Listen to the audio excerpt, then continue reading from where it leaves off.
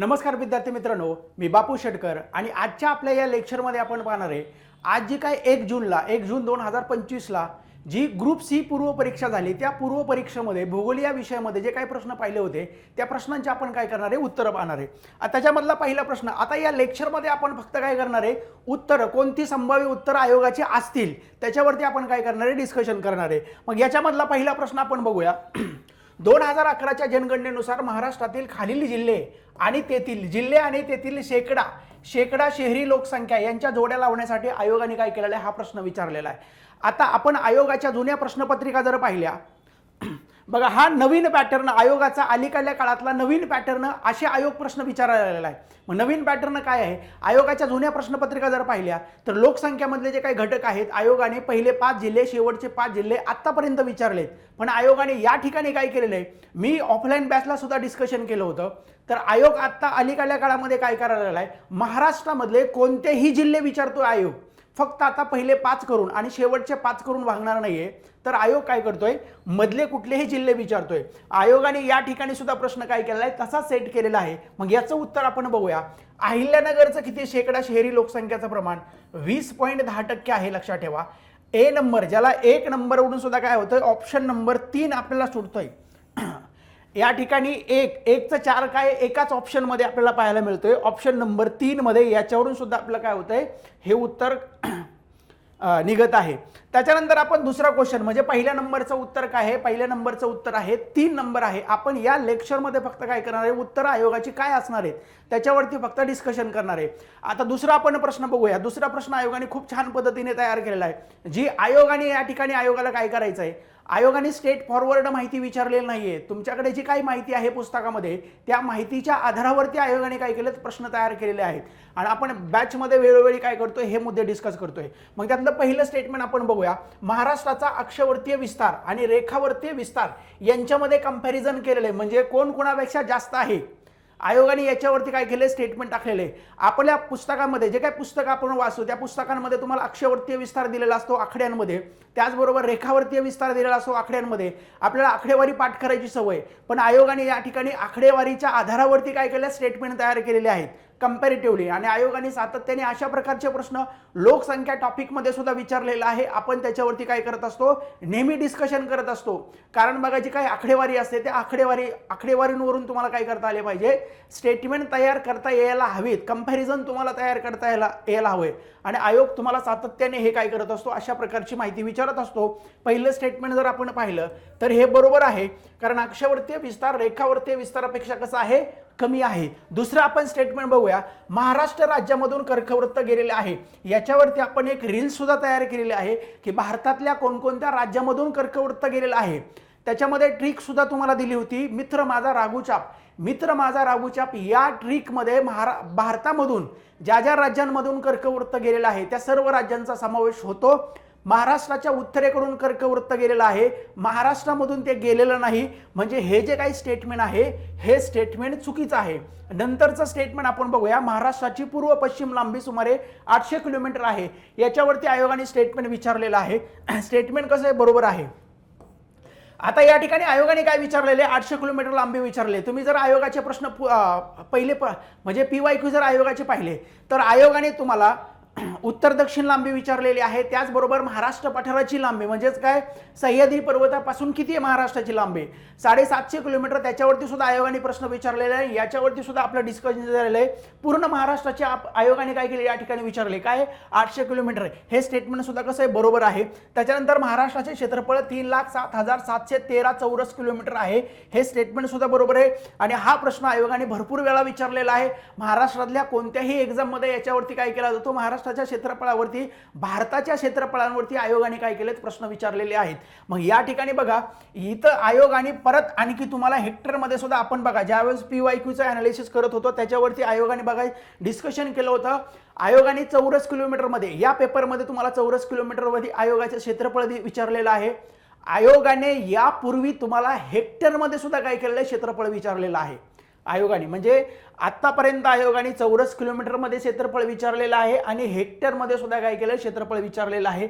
3 statement यातली बरोबर आहेत. बी नंबरचं स्टेटमेंट कसं आहे, चुकीचं आहे. तुमचा ऑप्शन क्रमांक काय आहे, ऑप्शन क्रमांक 4 आहे. नंतर बघा या ठिकाणी क्वेश्चन आपण पुढचा बघूया. विधाने या ठिकाणी विचारलेले आहेत. याच्यामधलं पहिलं स्टेटमेंट बघा, फॅमिन कमिशनच्या शिफारशीनुसार कृषी खात्याची स्थापना जून 1981 मध्ये केली गेलेली आहे. लक्षात ठेवा या स्टेटमेंट इथं आयोगाने तुम्हाला काय केलेलं आहे, गोंधळात टाकण्याचा प्रयत्न केलेला आहे. आयोगाने खूप छान म्हणजे आयोग या ठिकाणी तुम्हाला, कारण ही स्पर्धा आहे लक्षात ठेवा, आणि स्पर्धेमध्ये काय केले जातात, विद्यार्थी गाळण्याचा प्रयत्न केला जातो. या ठिकाणी आयोग पोरांनी काय केलेलं असं 1881 सुद्धा पाठ केलेलं असतं. लक्षात ठेवा फॅमिन कमिशन ह्यांच्या शिफारशीनुसार तयार झालेला आहे. पण लक्षात ठेवा 81 स्थापना कधी याची, लक्षात ठेवा याची स्थापना कधी आहे, 83 लक्षात ठेवा. त्याच्यामुळे पहिलं स्टेटमेंट काय होतं, चुकीचं ठरतं. लक्षात ठेवा. त्याच्यानंतर बघा पण फॅमिन कमिशनच्या शिफारशीनुसार काय झालेलं आहे, कृषी खात्याची स्थापना झालेली आहे. महाराष्ट्र कृषी आयुक्त कार्यालय मुकुंदनगर पुण्याला. या ठिकाणी बघा पुणे पाहिले की पोरांनी काय केलेलं आहे, त्याला बरोबर केलेलं आहे. म्हणजे हे महाराष्ट्र कृषी कार्यालय पुण्याला आहे, बरोबर आहे, पण ते शिवाजीनगरला आहे. लक्षात ठेवा ते आयोगाने जिल्हा बरोबर दिलेलं आहे, आयोगाने काय केलेलं आहे, ठिकाण चुकवलेलं आहे. म्हणजे आयोगाला हे स्टेटमेंट चुकीचं द्यायलाच हवं. लक्षात ठेवा. आणि कृषीभूषण पुरस्कार माजी मुख्यमंत्र्याच्या नावाने काय केला जातो, दिला जातो. हे स्टेटमेंट कसं आहे, आयोगाचं बरोबर आहे. या ठिकाणी आयोगाचं उत्तर तुमचं 2 नंबर असायला हवंय. किती असायला हवंय, 2 नंबर. आयोग या ठिकाणी काय करेल, यातलं फक्त एकच स्टेटमेंट बरोबर आहे. नंतरचा क्वेश्चन आपण बघूया, मासेमारी बंदर. लक्षात ठेवा आयोगाने एका ठिकाणी बंदरं दिलेत, दुसऱ्या बाजूला ह्याच्यावरती आपण काय केलं, डिस्कशन सुद्धा केलेत, प्रश्न सुद्धा तयार केलेले आहेत. मग या ठिकाणी डहाणूचा जर आपण विचार केला तर डहाणू कोणत्या जिल्ह्यामध्ये, पालघरमध्ये आहे. त्याच्यानंतर काय माहीमचा जर आपण विचार केला तर माहीम कोणत्या ठिकाणी आहे, मुंबईला आहे. मग याच्यानंतर बघा आपल्याला एला 2 या ठिकाणी कोणत्या ठिकाणी आपल्या ऑप्शन नंबर 3 मध्ये पाहायला मिळतो, 1 मध्ये पाहायला मिळतो. बी ला 1 कोणत्या ठिकाणी आहे, 1 मध्ये पाहायला मिळतो. आणि त्याच्यानंतर बघा दाभोळ रत्नागिरीमध्ये आणि विजयदुर्ग सिंधुदुर्ग मध्ये आपला जो काय ऑप्शन नंबर 1 आहे, या ऑप्शन नंबर 1 मध्ये याचं उत्तर काय होते आपल्याला पाहायला मिळतंय. नंतरचा क्वेश्चन जर आपण पाहिला, खालील कोणती लिपी संताली भाषेमध्ये वापरली जाते, याचं उत्तर काय आहे, ओल्ड चिक्की. 2 नंबरचं याचं काय उत्तर आहे. नंतरचा क्वेश्चन आपण पाहूया, पुढील पर्वत शिखरांचा उंचीनुसार उतरता क्रम विचारलेला आहे. याच्यावरती आपण भरपूर वेळा डिस्कशन झालेलं आहे. आयोगाचे प्रश्न जर शिखरांवरती आयोगाचे प्रश्न जर पाहिले, महाराष्ट्रामधले शिखरांवरती सुद्धा आयोगाने अशाच प्रकारे सातत्याने प्रश्न विचारलेले आहेत.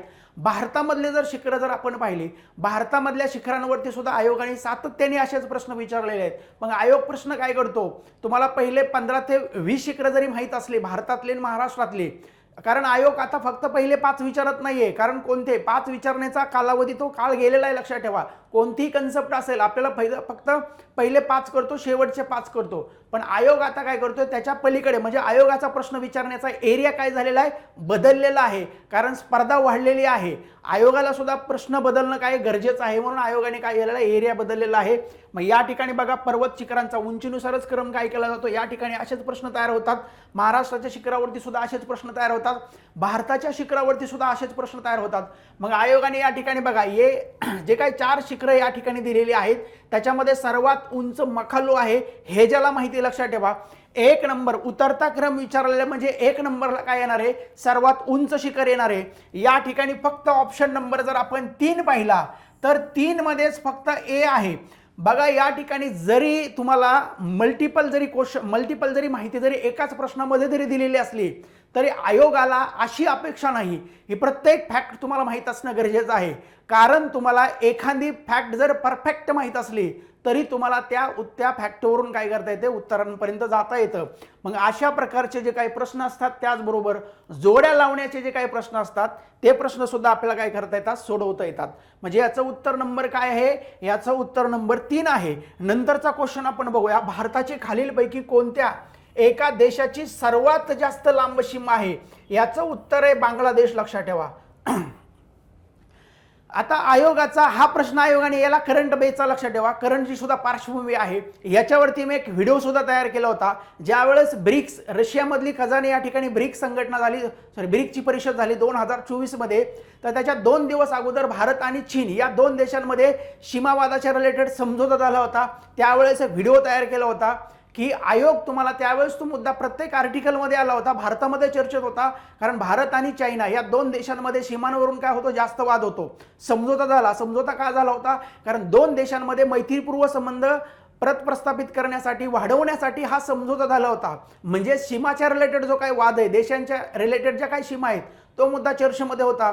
त्याच्यावरती व्हिडिओ सुद्धा तयार केला होता आणि त्या ठिकाणी सांगितलं होतं इथं करंटचा प्रश्न तयार होत नाही, करंट बेसचा प्रश्न जॉग्राफीमधून विचारला जाणार. येणाऱ्या ज्या काही परीक्षा आहेत त्या परीक्षांमध्ये तुम्हाला भारताला फक्त चायना, बघा चर्चेतली जरी चायनाची सीमा असली तरी भारताला ज्या ज्या देशांबरोबरच्या ज्या काही सीमा लागलेल्या आहेत, कोणत्या ठिकाणी प्रश्न सेट होऊ शकतो, तुम्हाला याच बेसवरती जानेवारी 2025ला जी काही मुंबई पोलीस भरती झाली होती त्यामध्ये सुद्धा अशा प्रकारचा प्रश्न विचारला होता. तो मुद्दा सुद्धा आपण डिस्कस केला होता. जिओग्राफीमधून हा सीमाच्या रिलेटेड जरी प्रश्न विचारलेला असला तरी याला पार्श्वभूमी कुठली आहे पोरांनो, याला पार्श्वभूमी करंटची आहे, लक्षात ठेवा. म्हणून आयोगाने काय केलेला आहे, प्रश्न विचारलेला आहे. करंट ज्यावेळेस मी करंट विषय सुद्धा घेतो, करंट घेताना सुद्धा हा मुद्दा आपण करंट बेसचा म्हणून, कारण बघा करंट हा विषय फक्त 15 मार्कासाठी नाही आहे.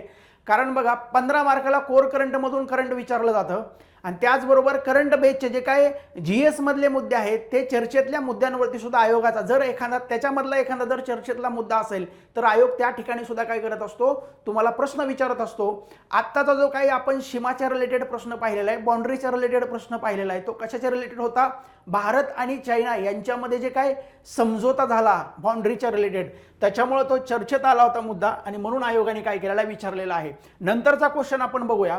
या ठिकाणी आपल्याला काय विचारलेले की जिल्ह्यांची माहिती दिलेली आहे, जिल्ह्यांची ओळख दिलेली आहे आणि जोड्या लावासाठी एका बाजूला जिल्हा दिलेला आहे, दुसऱ्या बाजूला तो जिल्हा कोणत्या नावाने म्हणजे कोणत्या कशासाठी ओळखला जातो ते मुद्दे आपल्याला दुसऱ्या दिलेले आहेत. मग याच्यामध्ये भंडारा बघा तलावांचा जिल्हा आहे, आयोगाने भरपूर वेळा विचारलेला आहे. जर तुम्ही PYQ म्हणजे आयोगाचे झालेले प्रश्न जर व्यवस्थित जर पाहिलेले असतील तर हा प्रश्न सुद्धा तुम्हाला त्याच्यावरून काय होत होता, सुटत होता. म्हणजे या ठिकाणी भंडारा जिल्ह्याची ओळख आहे, तलावांचा जिल्हा आहे. नंदुरबार जिल्ह्याचं जर आपण पाहिलं, नंदुरबार यशवंत तलाव आहे. त्याच्यानंतर बघा संभाजीनगरचा, छत्रपती संभाजीनगरचा जर आपण विचार केला, सिटी ऑफ गेट्स म्हणतात आणि उदयपूर काय आहे, सिटी ऑफ लेक्स आहे. म्हणजे याचं उत्तर बघा एला 4 नंबर कोणत्या ऑप्शनमध्ये दिसतो, आपल्याला 2 ऑप्शनमध्ये दिसतो. त्याच्यानंतर बघा नंदुरबार बीला 1 नंबर कोणत्या ठिकाणी आहे, या ठिकाणी आहे. आणि त्याच्यानंतर बघा शीला 2, म्हणजे याचं उत्तर काय आहे आपलं, याचं उत्तर 3 नंबर आहे. नंतरचा क्वेश्चन आपण पाहूया लिंग गुणोत्तरावरती. बघा लिंग गुणोत्तर खूप महत्वाचं आहे. लिंग गुणोत्तरावरती साक्षरतेवरती सातत्याने लोकसंख्यामधून काय केले जातात, प्रश्न विचारले जातात. या ठिकाणी बघा लोकसंख्या हा टॉपिक करताना पोरांनो फक्त पहिले 5 जिल्हे आणि शेवटचे 5 जिल्हे करायचे नाहीत. कारण आयोग काय करतोय, मधले हे जिल्हे आता विचारायला लागलेला आहे, म्हणून तुम्हाला मधले जिल्हे सुद्धा माहीत असणं गरजेचं आहे. आयोगाने या ठिकाणी असाच प्रश्न काय केला तयार, एका बाजूला जिल्हे दिलेले आहेत, दुसऱ्या बाजूला काय केलेलं आहे, लिंग गुणोत्तर दिलेलं आहे. मग या ठिकाणी पहिला जिल्हा बघा, सर्वांना माहिती रत्नागिरी जिल्ह्याचं किती आहे, 1122 आहे. रत्नागिरी जिल्ह्याचं किती आहे, 1122 आहे. पुण्याचं किती आहे, 915 आहे. त्याच्यानंतर बघा नागपूरचं किती आहे, 951 आहे. आणि अहिल्यानगरचं किती आहे, 939. म्हणजे एला 3 कोणत्या ऑप्शनमध्ये आहे, तिसऱ्या. त्याच्यानंतर बीला 4, त्याच्यानंतर 3 नंबर म्हणजे आपला ऑप्शन नंबर काय आहे, आपला ऑप्शन नंबर 3 आहे, लक्षात ठेवा. आयोगाने या ठिकाणी सुद्धा बघा आता रत्नागिरी जिल्ह्यामध्ये कोकण, दक्षिण कोकणातले आपण जर जिल्हे पाहिले, दक्षिण कोकणामध्ये सर्वात जास्त म्हणजे लिंग गुणोत्तर का पाहायला मिळतं, कारण त्या ठिकाणून काय झालेलं आहे, लोकसंख्येचं म्हणजे पुरुष लोकसंख्येचं स्थलांतर झालेलं आहे. तुम्ही मुंबईच्या एरियामध्ये जर पाहिलं कामासाठी निमित्त काय झालेलं आहे, ते लोक आयोगाने तसा सुद्धा स्टेटमेंट स्वरूपाचा प्रश्न रत्नागिरी जिल्ह्यावरती काय केलेला आहे, सिंधुदुर्ग असेल, रत्नागिरी जिल्हा असेल, जे काही दक्षिणेकडील कोकणातले जिल्हे आहेत त्याच्यावरती सुद्धा प्रश्न काय आहे. म्हणजे ज्या ठिकाणी शहरीकरण झालेलं, लक्षात ठेवा, त्या ठिकाणी पुरुष लोकसंख्येची स्थलांतर जास्त असल्या कारणानं त्या ठिकाणी आपल्याला काय होतं, लिंग गुणोत्तर कमी पाहायला मिळतं. म्हणजे ती ट्रिक तुम्ही काय करू शकता, या ठिकाणी वापरू शकता. नंतरचा क्वेश्चन आपण पाहूया.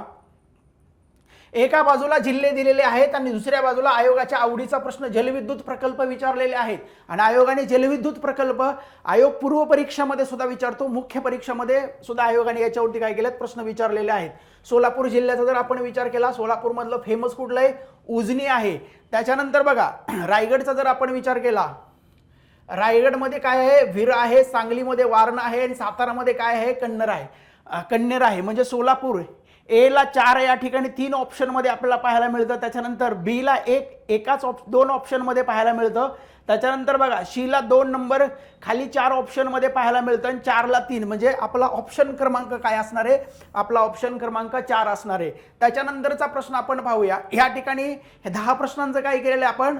ॲनालिसिस विश्लेषण केलेलं आहे. आपला यूट्यूबचा चॅनल जो आहे, यूट्यूबच्या चॅनलला काय करा? सबस्क्राईब करा.